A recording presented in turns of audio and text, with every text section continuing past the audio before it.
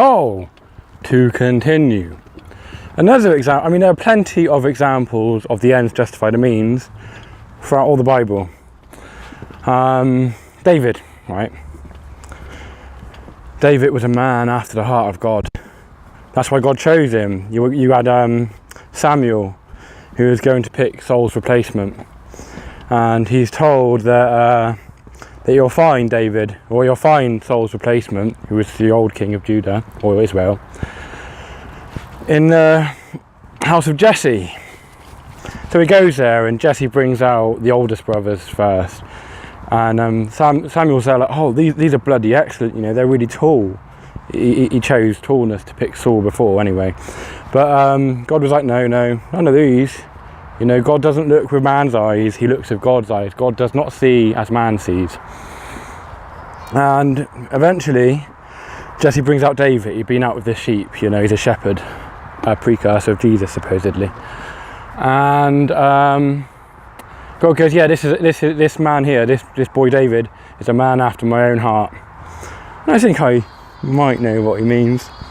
I'll tell you when it gets to this bit in the story. So, the point at which I'm going to give another example of the ends justify the means is David, he's in his palace or whatever, looking out over the rooftops of Jerusalem, and he sees this beautiful, sexy lady bathing on the rooftop. David was a pervert. Maybe that's what it means when it says he was after God's heart, you know?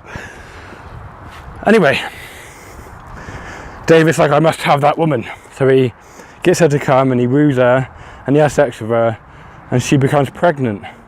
But she's married. Adultery! Oh no! Oh no! David's like, oh bloody hell, fuck's sake, you know, I can't have anybody knowing what I've done.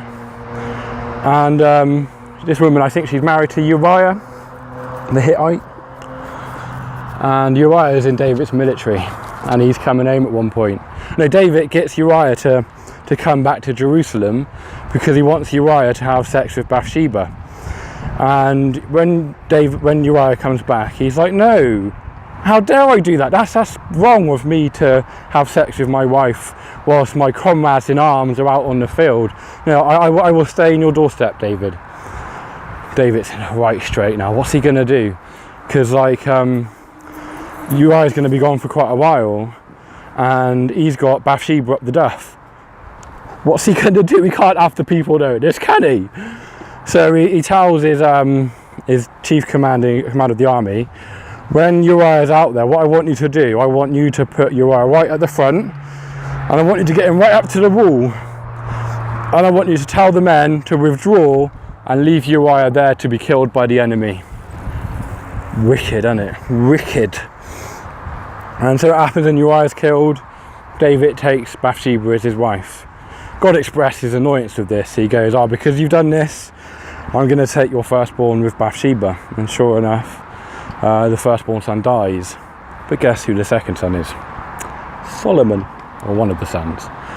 And so the line that goes from supposedly Adam to Jesus went through that line. It's telling you something. The ends justify the means. Where sin abounds, grace superabounds. It's given you many, many instances of this in the Old Testament. When you read the Old Testament, it talks about there being a veil, right? You like it says, you read in the scriptures because you think they talk of me, and they do, but you read with a veil. And that veil is the law. It's good and bad. You ain't going to understand it if you keep eating of the tree of knowledge of good and evil. You just simply won't.